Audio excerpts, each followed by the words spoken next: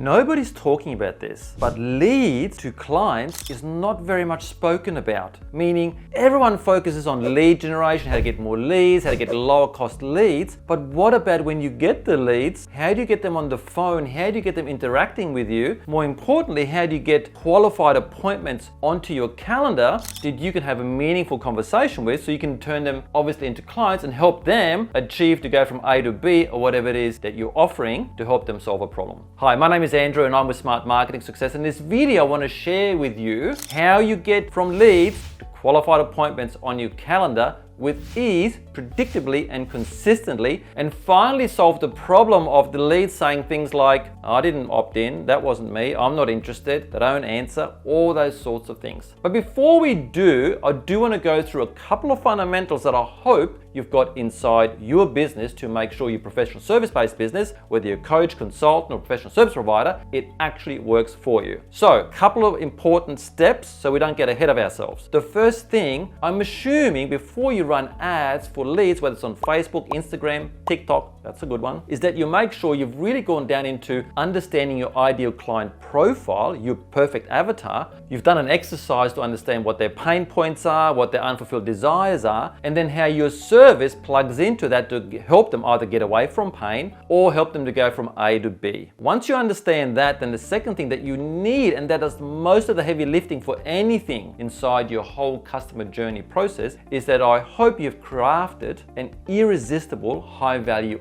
offer. An offer that speaks to your ideal client profile, and it's not about your service, but it's about them. If you have a right and strong offer in place, that is the overarching theme for your entire marketing, sales, and ultimately fulfillment. So you've got to make sure you've got a really strong, irresistible, high-value offer that you've crafted from what you do. From there, you also want to make sure if you've got lead generation running, that you've got a really strong, high-value offer. That's your mini offer, and that typically is what's referred to as a lead generation magnet. You want to make sure that you've either created a free report or a VSL, like a video sales letter, like a webinar, or a video like the one like this, or something where you provide value, and it's all about your ideal client. It's not about you. It's all about showing them how they can go from A to B or be able to take a mini step. Doing so will help you get a torrential amount of new leads coming in, and secondly, it'll position you as the expert if they download your free report or they watch your video or they see your checklist, or anything that you provide them helps them get a step closer to their unfulfilled desire or away from their pain point. So in other words, you're calling out what they're struggling with, and then you give them some guidance, some value, some teachings that actually helps them move closer to their ultimate goal. If you do that as a byproduct, you position yourself as a higher status frame and also more as an expert. Now, once you've got all that in place, and let's assume you do, you've got leads coming in. But now what no one talks about is how do you go from leads to qualified appointments. And here's some of the things that I see why people struggle with that. Number one, the everyday business owner just calls those leads like they call referrals. They call them, they leave a message, they leave a text, they leave an email, and if they don't get back, they're like, that lead was no good. Or if they call, they haven't really planned on what to say, they're not trained in sales, and they straight away create resistance on the phone. They might start the conversation with things like, hi, is this John? If you say a phrase like, is this name, you're already dead in the water. I don't call my mum on her phone and go, is that you? Of course it's her. So call them with whoever it is with their name. Go, hi John. If it's not, they'll tell you if it's a wrong number, but don't make the call with, hi, is this? You sound like a salesperson immediately. The other phrase that we use, you must sound like you belong on the call. So if you're gonna call a lead, say something like, hi John, it's Andrew. I'm just getting back to you about your inquiry about ABC. So in their mind, they know that you belong. Now I'm getting ahead of myself. We'll just park that moment. This is what typically an appointment setter would do inside your business. So I'll come back to that in a moment. The first thing you really want to think about is when you've got your lead generation in place, which is the awareness stage, you then have the engagement stage and then the conversion stage. Now the conversion stage, let's say, is when you've got a qualified appointment and you're speaking to them and you're doing your sales process. That's for another day. What I want to focus on today is how do you bridge the gap from getting the lead to actually getting them qualified on your calendar. And the first thing you want to think about is having a robust engagement process in place. A communication process, if you will. And most people use either a spreadsheet or some ad hoc emails, and that doesn't cut it in today's day, the way things are right now. Because people are highly skeptical and non-trusting. And the way you can reverse that is not by badgering them with phone calls and emails, hey, you made an inquiry, you want to book in, and all that stuff. It's salesy and it's all about you and not them. So why not just follow the same pathway in having created a high value offer? Meaning, if a lead comes in, number one, make sure you have a marketing software in place. One that preferably can do not just automatic emailing, but can do conditional logic with texting, voice message drops, and all those things. It should also have built in a booking calendar for you as well. We'll cover that in a sec. But in terms of your sequence of emails and text, they should go at least months, if not years. Ours go infinite. We loop them, so they go forever.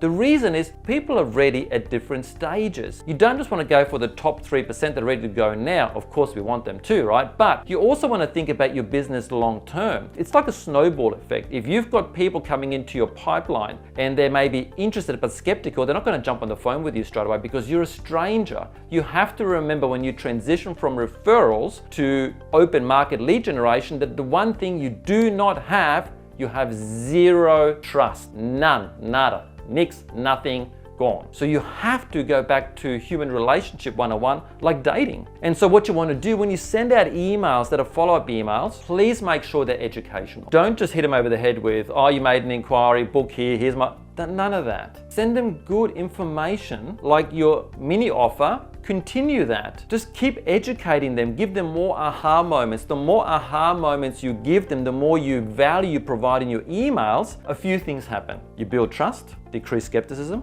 They start to view you more as an expert, someone that you may be able to help them with, and they're more inclined to actually feel more influenced and compelled to actually want to jump on a call with you because it sounds like you know what you're talking about. So you really want to make sure that you provide educational ones. You also want to think about the common objections you get. You know, as somebody left it too late in life, my situation is different. Address that in the different emails with case studies, how you've helped somebody else. You know, recently we had a client that came with us, they had ABC issue and they thought XYZ. And so you want to be able to talk to them to kind of make sure they can see themselves in that. And if you do that correctly in an email, at the bottom you always then have the right to transition that, by the way, the information I give to you is of general nature. If you want to have a more personalized understanding of your situation, we can jump on a strategy call to go through your situation, see if we can possibly help, see what that looks like, and if we can talk about possible next steps. These are all the things you can do in an engagement series if you do them correctly. If you're generating leads, make sure that you don't just get name and email, get phone number as well, mobile number. You'll find your opt-ins don't decrease that much, but you've got another modality of being able to communicate with them, which is text. Now, maybe an email, only maybe around 20 to 30% actually open up and read an individual email that comes through. With text, it's virtually 100%, virtually. So you're really getting a much more cut through. I will say though, you want to be a little more sparingly with text because it is more invasive. So there's a trade-off. Now, once you have that, that's the pull method. Now, I want to show you how you can actually double your appointments because you'll have people that are in this engagement series go to a booking calendar. Now, before I get to how to double your appointment, make sure that the link that you provide in your emails doesn't just go to your website and they don't know what to do, or it goes to one of those ugly contact forms where you put in your name, email will get back to you. I never leave my details for that. And when I have in the past, to be quite frank, no one's ever contacted me. And if they did, they probably missed each other. So make sure you've got a booking calendar where I can select the date, they can select the time. There are some questions which help you determine if you can help, if they're the right type of client to work with, and they actually then pop into your integrated calendar, whether it's Gmail or your Outlook calendar. Now, those booking calendars, you can start off with either built into your website, right? Or you can do something really simple like using Calendly. But make sure you do, and that the calendar also has an appointment reminder to make sure it reminds you